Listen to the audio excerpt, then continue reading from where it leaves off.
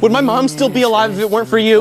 Open your eyes and look at what you've done! You have to take the safety off. My son refused to become a serial killer like me, so he shot me. Afterward, Harrison headed to New York, consumed by guilt.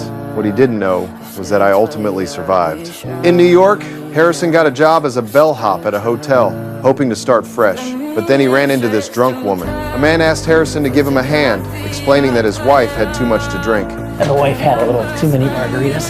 Happens every time we're in the city. Hit the elevator for me. Harrison knew the woman's name was Shauna, and she definitely wasn't the man's wife. But as a hotel employee, he knew better than to stick his nose where it didn't belong, especially after the guy slipped him a $100 tip. After escorting them to the room, Harrison turned to leave.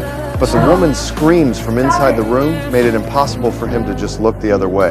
He burst back in to stop the man, and a fight broke out. In a moment of impulse, my son beat him to death with a toilet tank lid. As the porcelain shattered, Harrison finally snapped back to his senses.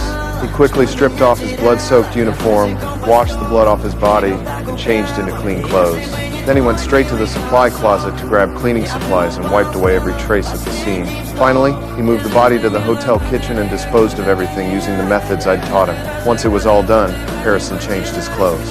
Right on cue, the sanitation truck pulled up. He hurried to wheel out the garbage. The sanitation workers didn't notice anything unusual and just tossed the bags onto the truck one by one. Watching the truck drive away, Harrison finally let out a sigh of relief. But he hadn't noticed a single drop of blood on the ceiling, a potentially fatal loose end. While I was recovering in the hospital, I happened to catch a news report about a murder case. The methods described matched mine exactly. I suspected my son was behind it. Worried he might have slipped up somewhere, I immediately headed to New York. When I arrived at the hotel where it happened, I spotted my son, Harrison.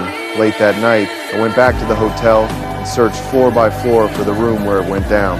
Eventually, I found a room on the 11th floor, covered in police tape. I looked around carefully and saw that the scene had been cleaned up thoroughly. I felt proud that my son could pull that off. To make sure the police wouldn't find any evidence against him, I kept checking every corner.